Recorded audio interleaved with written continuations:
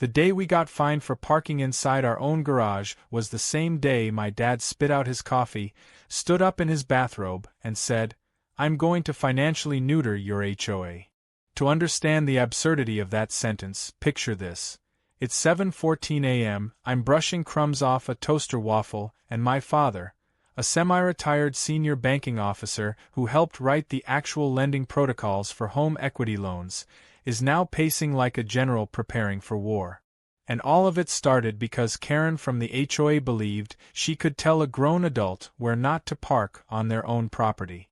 At that moment, I knew this wasn't just going to be a fight. This was going to be a bloodbath with spreadsheets. A week earlier, we had just moved into a quiet, suburban community that advertised itself as peaceful, picturesque, and HOA protected. That last part? We foolishly took as a sign of safety. My parents had downsized, I was in grad school nearby, and we thought a clean neighborhood with trimmed hedges and matching mailboxes sounded like a good idea. But the HOA in this community was less like a protective homeowners association and more like a miniature dictatorship powered by white wine and paranoia. And its leader? Karen McGinty. 50-something, buzz-cut bob, Bluetooth earpiece permanently lodged in her left ear like a cybernetic implant, and the kind of woman who weaponizes municipal code the way other people use pepper spray. The first fine arrived via certified letter, delivered, ironically, by a guy who parked halfway in our driveway to bring it. It read, "You are hereby in violation of HOA Rule 17b regarding non-conforming garage use. You are assessed a daily fine of $250 for failure to comply." I stared at it, blinked, and then reread it out loud. Non-conforming garage use? We were parking our cars in our garage. It had been built as a garage. 2 doors. Automatic openers. Cement floor. The works. Not a storage shed. Not a rec room. Just a place to keep cars. I honestly thought it was a joke at first. Some sort of miscommunication. Maybe Karen had meant to send it to the guy down the street who converted his garage into a home gym and made the rest of the street suffer through his 6 a.m. kettlebell playlist. But no. We called the number. Karen herself answered. Her tone was smug, like she had caught a child shoplifting. She told us that the HOA had passed a rule that discouraged excessive garage use, in order to maintain aesthetic integrity for the community. When I asked what that meant, she said, "Garages are for approved visual storage only. Bikes, bins, paint cans. Not vehicles." I could feel my brain melting.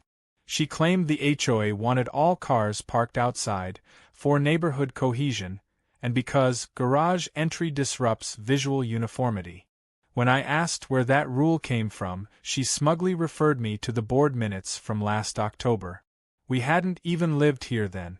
When I told my dad, he did the thing where he gets quiet. Not angry, not frustrated, just silent. That's his danger mode. Then he walked into the den, opened his laptop, and pulled up the entire HOA charter from the county records office. Within 15 minutes, he had 3 tabs open. One showing the HOA's registered bylaws, one showing public loan agreements for properties in the neighborhood, and one for his personal contact at a regional bank. That's when he said it.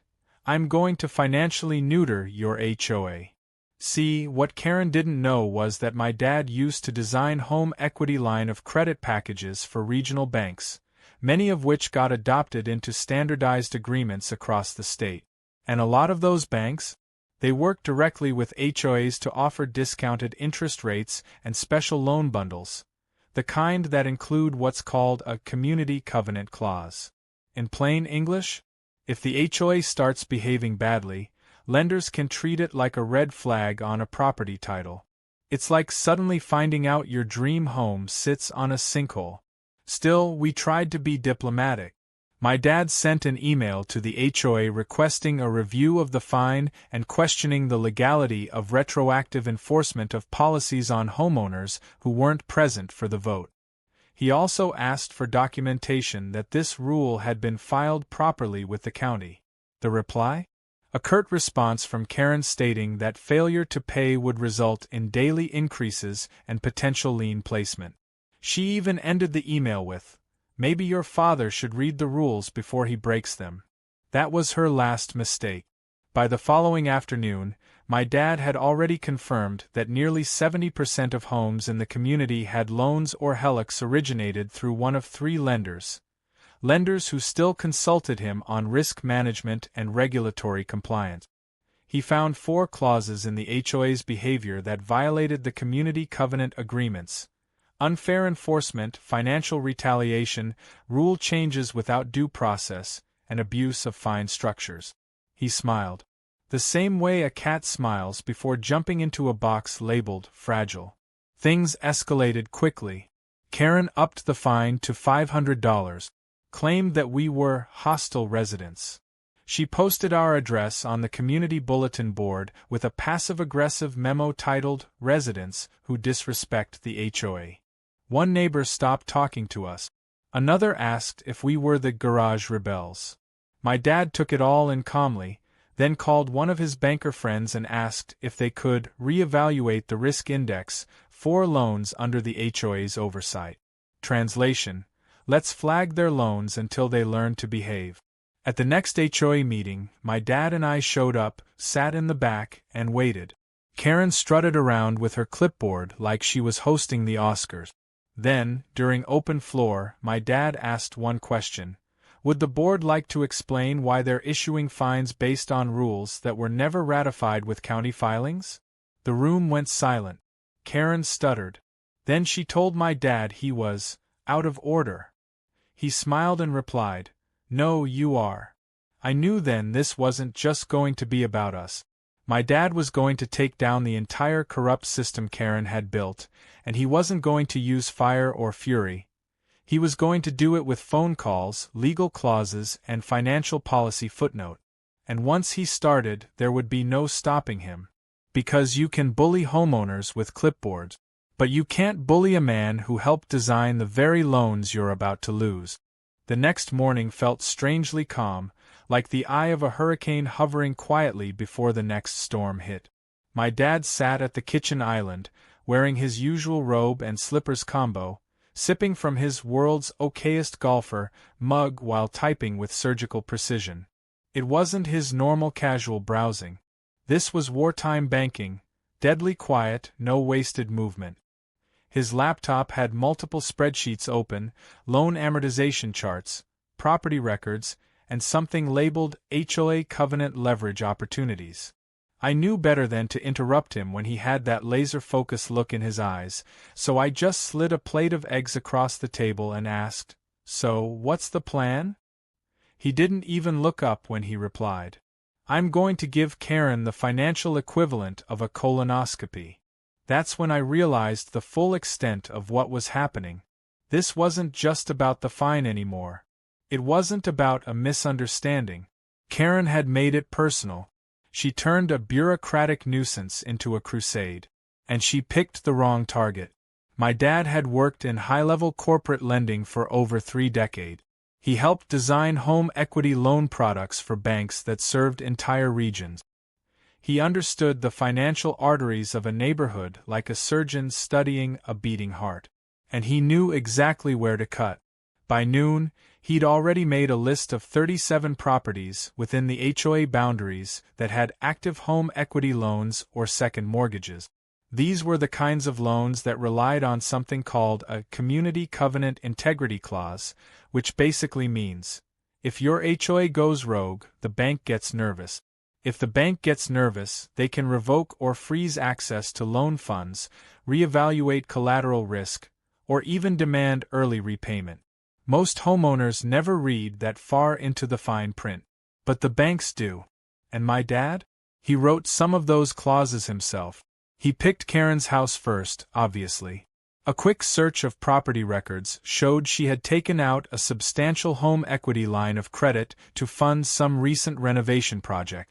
Based on the permit applications he found, she was adding a fancy sunroom, replacing her porch, and updating her kitchen. My dad raised an eyebrow when he saw the amounts. "She's stretched thin," he muttered.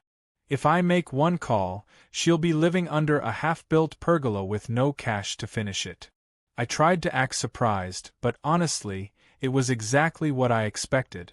Karen had the personality of someone who maxed out their credit card on monogrammed dog beds and inspirational wall signs. You could practically smell the live laugh love from the sidewalk. Dad picked up the phone and dialed a number from memory. "Hey Marcus, it's me," he said. "Remember those HOA properties we underwrote through the partner program back in 2014? I've got a neighborhood that's flagging every red light in your risk model. You're going to want to review a few lines of their behavior." While my dad calmly explained the situation in bank speak, phrases like violations of fair enforcement, non-transparent punitive action, and covenantal abuse of authority, I started thinking about how completely normal our situation had been just 2 weeks ago. We had moved into this neighborhood for peace, quiet, and decent property values. Now I was watching my dad quietly dismantle a suburban tyranny one loan at a time. Within 48 hours, things started happening. Karen received a formal letter from her lender. Apparently, her HELOC was being suspended pending a compliance investigation regarding the administrative behavior of the associated HOA. Translation: your house is now a half-renovated paperweight. Contractors started pulling out of her job site. One neighbor told me they saw Karen standing on her porch, screaming into her Bluetooth headset like a stockbroker in a crash. It didn't stop with her. Dad had already passed the data package along to his contacts, highlighting multiple red flag rule changes pushed by the HOA without member vote, unexplained fines, and inconsistencies in the charter. The banks took one look and started sending letters to homeowners. Some had their credit limits slashed. Others were told their loans were being reevaluated due to governance instability. It was like watching a financial tsunami roll through the block. Karen, of course, blamed us immediately. At the next HOA meeting, she tried to paint us as aggressive legal manipulators trying to sabotage community harmony. She even suggested we were trying to devalue the neighborhood for our own gain. I almost choked on my water when she said that. The woman who fined us for using our garage now had the audacity to act like we were the villains in this story. What made it funnier was that some of the other board members were now getting hit too. Turns out, at least 3 of them had been planning to pull equity from their homes to pay off credit cards or finance renovations. But with the HOA flagged as unstable, those deals went up in smoke. You could practically hear the sound of credit limits shrinking. One guy named Stuart, who had voted in favor of doubling our garage fine, suddenly had to pull out of a boat purchase. I don't know why he thought now was a good time to buy a boat in a landlocked suburb, but the poetic justice was too good to ignore. As the financial pressure mounted, cracks started forming inside the HOA board. Some members began questioning Karen's leadership.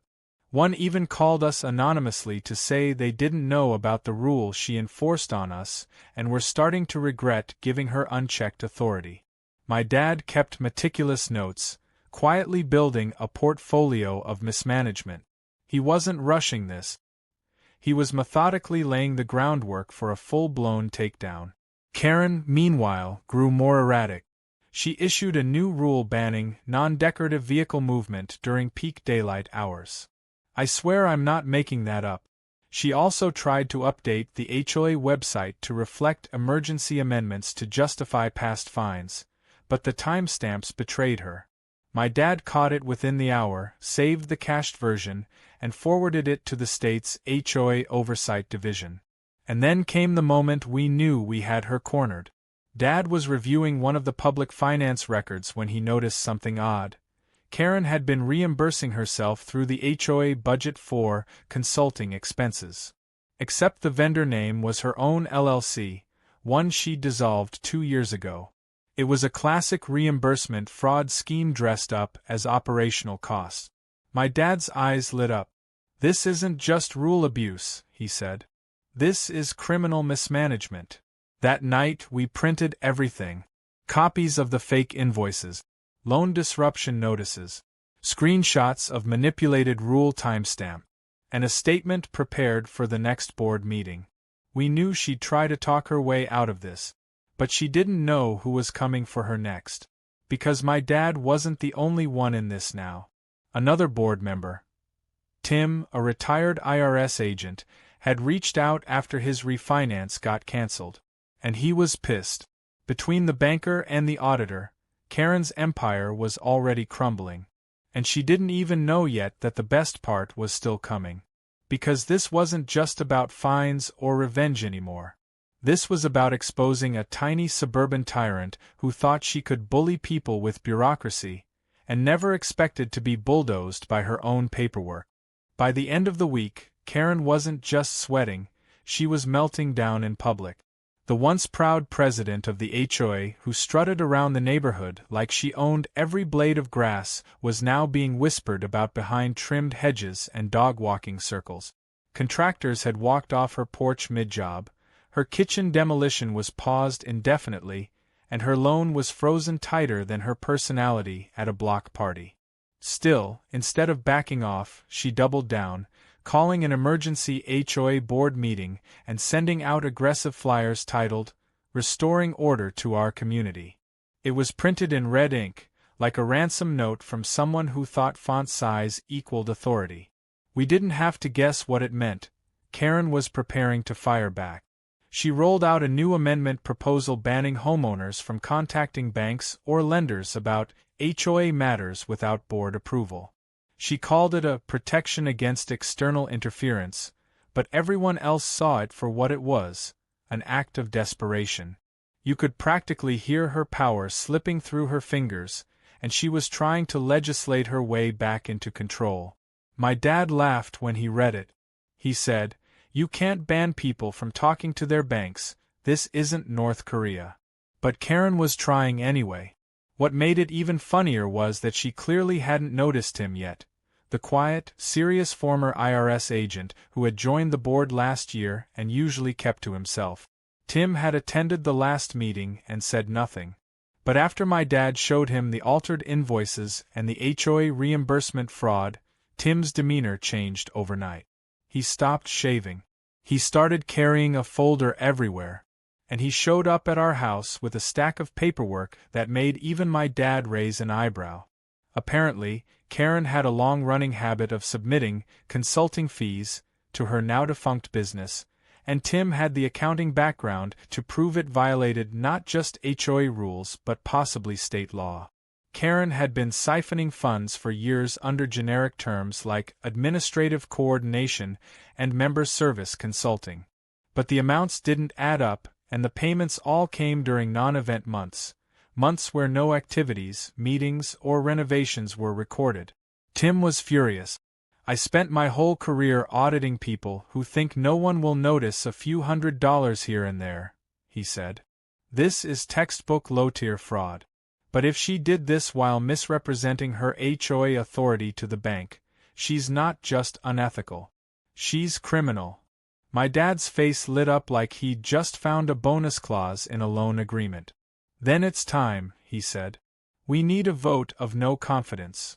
The process for removing an HOA president wasn't quick, but it was clear. According to the bylaws, if 25% of homeowners called for a special meeting, a vote to recall the board could be triggered under Article 7. Karen probably thought no one in the neighborhood would bother reading the fine print, but unfortunately for her, she had created a situation where multiple homeowners suddenly became very interested in governance. Dad and Tim drafted the petition, attached the supporting documentation, and started walking the neighborhood. To our surprise, people were eager to sign. Word had already spread about the loan suspensions, the misused fines, and Karen's attempt to gag residents. One neighbor had tried to get a home improvement loan denied because their name was flagged in connection with the HOA. Another had received a call from their lender asking if they were aware of ongoing litigation risks in their neighborhood. Karen's antics weren't just annoying anymore, they were costing people money. That's when things started to unravel fast.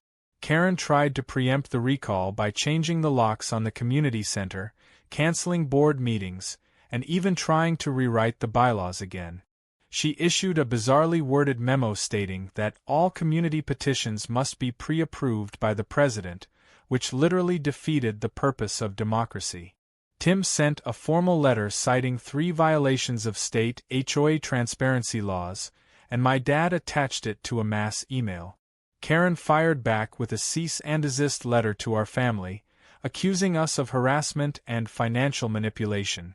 She had it hand-delivered by her cousin, who worked at a private security company and looked like he moonlighted as a mall Santa with anger issues. We laughed when we read it.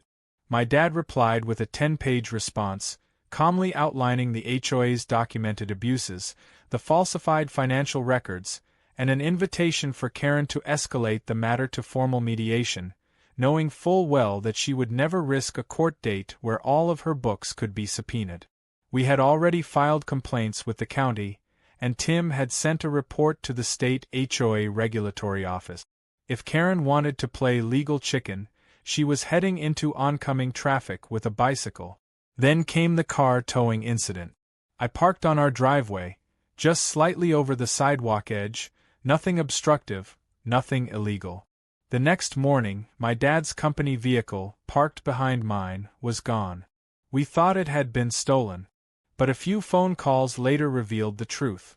Karen had called a friend at a shady towing outfit to enforce driveway decorum, citing unauthorized parking across pedestrian access. The tow was completely off the book. No citation, no paperwork, no HOA authorization vote. Unfortunately for her, that wasn't just a mistake, it was a felony. The vehicle she had towed belonged to the company my dad consulted for. It had GPS tracking, corporate tags, and a company policy that required immediate legal follow-up in the event of unauthorized impoundment. Within 6 hours, the tow company was hit with a cease and desist letter, a demand for vehicle return, and a civil suit notification. By the next morning, the vehicle was quietly returned, untouched, but now attached to a $10,000 claim. Karen tried to spin the situation, saying it was a simple misunderstanding, but the neighborhood had had enough. People who once smiled at her in passing now looked away or crossed the street.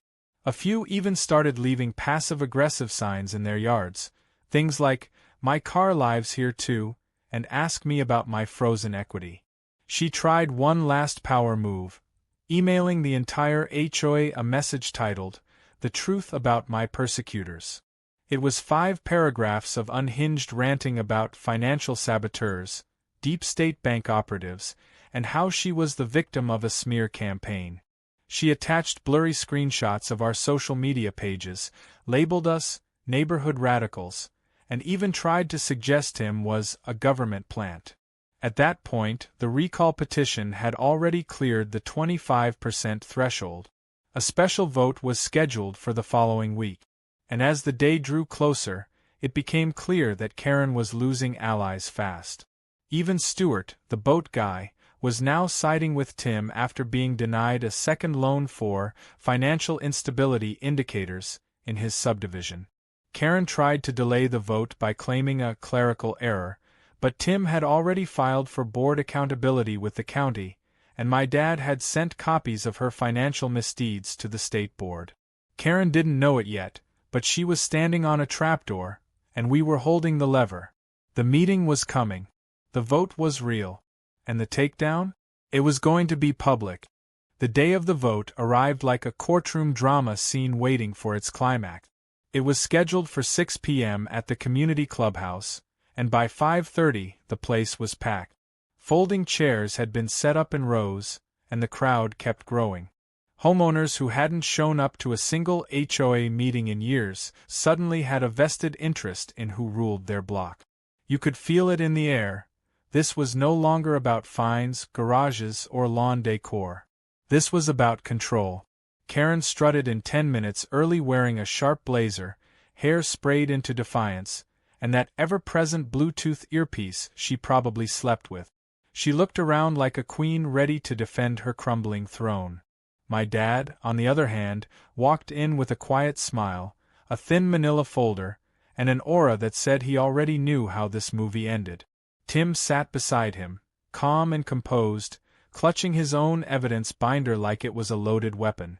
The HOA secretary, A nervous guy named Elliot, who always looked like he wanted to be somewhere else, stood at the front of the room with the meeting agenda trembling in his hands.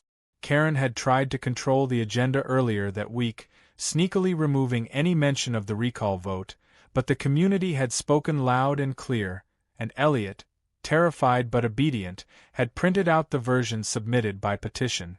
It was going to happen whether she liked it or not. The meeting began with the usual, hollow formalities. Call to order, attendance roll, approval of previous minutes. Karen tried to breeze past everything, her voice tight, hurried, and overly cheerful. But when Elliot reached the agenda item titled, Emergency Motion for Recall Vote, the room fell quiet. She tried to object, citing procedural violations, but Tim stood up before she could finish and calmly handed Elliot a printed stack of homeowner signatures. Over 38%, he said. Verified by property records and independent witnesses. That clears the threshold. Karen opened her mouth to protest again, but this time she was met with a ripple of murmurs and the unmistakable sound of someone from the back yelling, "Let the people vote!" The next 30 minutes were a masterclass in strategic humiliation. My dad stepped up first and presented a short but blistering timeline of events. He didn't need to raise his voice or wave papers around. His words were surgical. He explained the fabricated rules, the financial retaliation, the manipulated bylaws, and most importantly, the financial impact to homeowners. Then he presented the notices from the banks, letters homeowners had received, emails from lenders, and even a voicemail recording from a mortgage officer expressing concern over the HOA's behavior. He showed the crowd how Karen's actions had not only abused power but put everyone's financial security at risk. People were shaking their heads. Someone gasped when he read out the clause that allowed banks to freeze loan access based on HOA misconduct.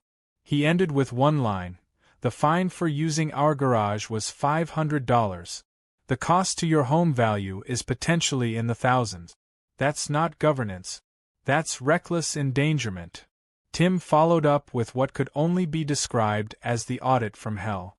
He projected itemized expenses from the HOA account, showing repeated payments to Karen's dissolved LLC for services no one remembered receiving.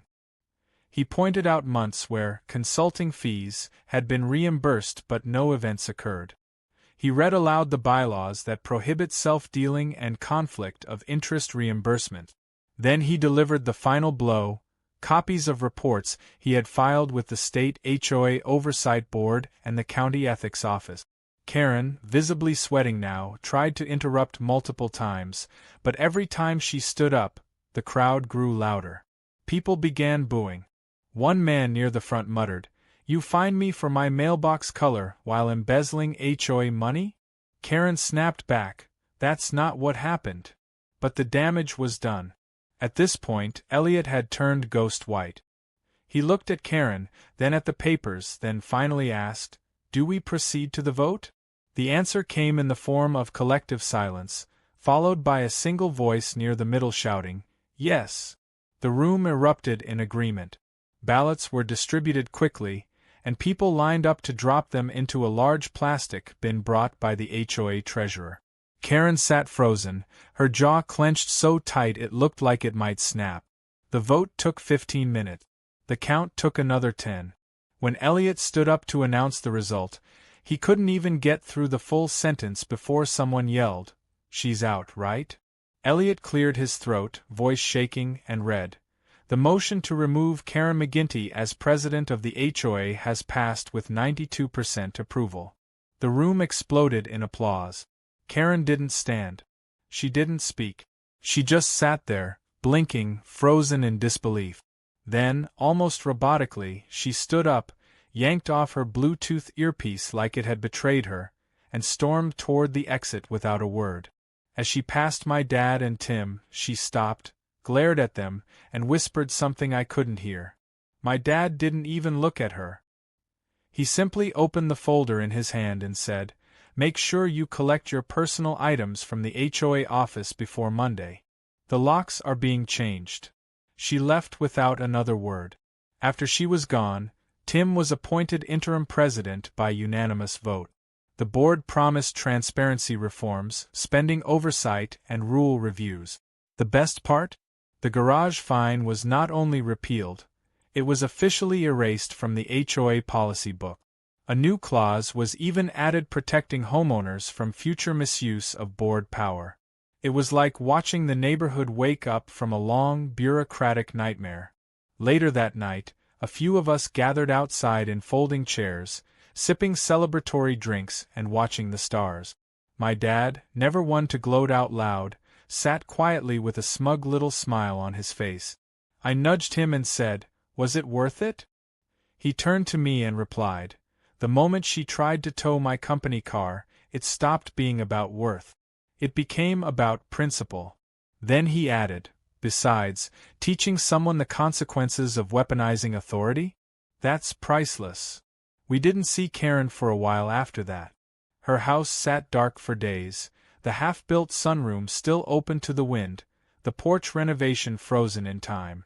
Rumor was she tried to get another loan but was denied due to a flagged community risk profile. Some said she was planning to move. Others said she was suing someone. But by then, nobody cared. The reign of Karen was over. And the best part? The only thing we ever did wrong was park our car in a garage we paid for. Weeks passed, and life in the neighborhood began to feel like something close to normal, maybe even better than before. The tension that had once hung over every street corner like storm clouds had lifted.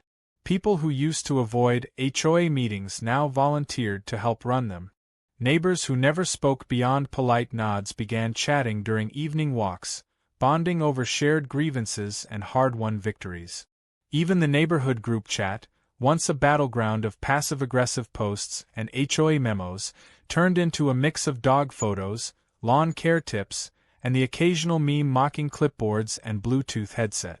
It was as if the entire community had collectively taken a deep breath and finally remembered they were human beings, not subjects of a suburban monarchy. Karen, on the other hand, had vanished. Her car was no longer parked in front of her house, the porch was still a mess of exposed beams and tarps, and her blinds were perpetually drawn. Some neighbors claimed she had moved out temporarily. Others said she was hiding out after getting served with formal complaints from the county and HOA oversight committee. My dad said she was probably drowning in paperwork and missed payments, and he wasn't entirely wrong. Through back channels, he'd learned that her loan suspension had turned into a formal revocation, meaning the sunroom she started would never be finished unless she found a private lender willing to take a massive risk.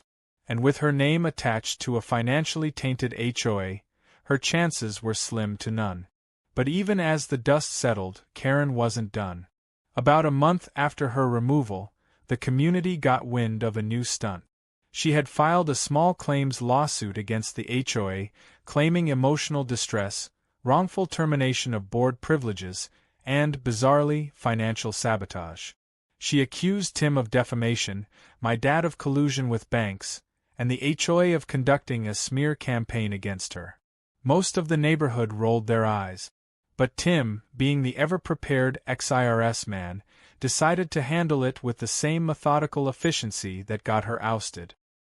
He compiled a counterpacket that included the fraudulent reimbursements, rulebook manipulation, and towing misconduct, and then attached the complaint letters from banks and residents alike.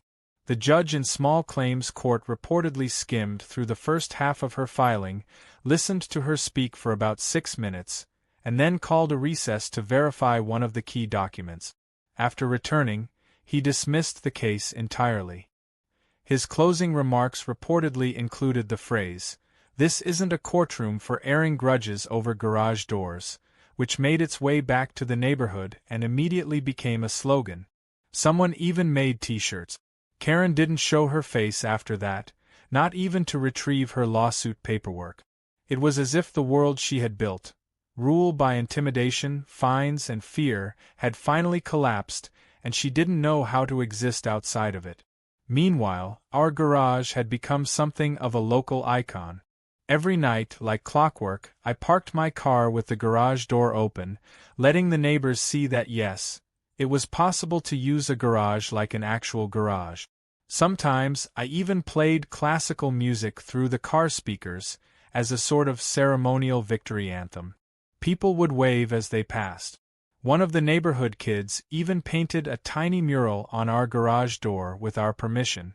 It read, "Garage Freedom 2025, with cartoon cars dancing under a blue sky."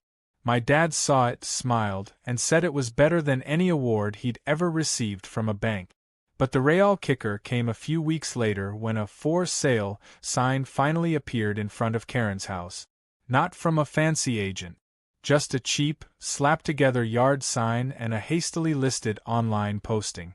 My dad checked the property details and smirked. The asking price was suspiciously low, and the property was listed as is, with unfinished renovations and community litigation complications. We didn't expect it to sell quickly, but it did, faster than we thought. That's when the final twist came. My dad, with his usual quiet flair, revealed over breakfast that he'd been part of a silent investment group that purchased Karen's home.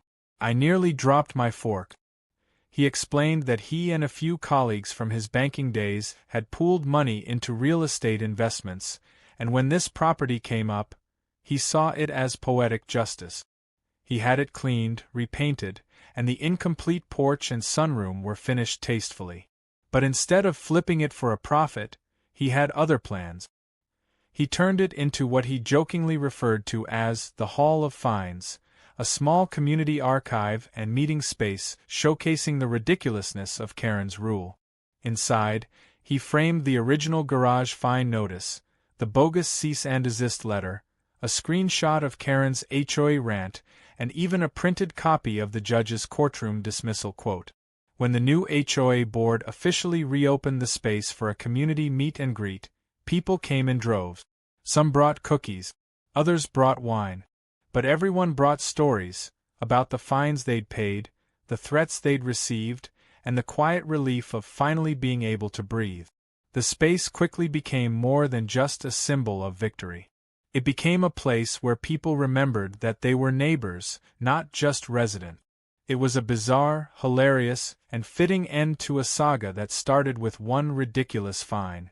Later that evening, while sitting on a folding chair in the front yard, watching people come and go from Karen's old house-turn museum, I asked my dad if it felt like overkill. He thought about it for a moment, then said, "Sometimes people need to see what happens when you abuse power, not just hear about it. That house used to stand for everything wrong with this neighborhood. Now it stands for what we won't tolerate again." He clinked his iced tea against mine, and we sat there in comfortable silence as the streetlights flickered on. From that day on, the garage became something more than a place to park. It became a badge of common sense, a monument to the absurd, and a reminder that even the most ordinary homeowners can fight back, especially when they have a banker for a dad and a Karen to motivate him. And every time I pressed the garage door opener and watched it roll up with a smooth hum, it felt like the final word in a battle we never asked for but absolutely finished.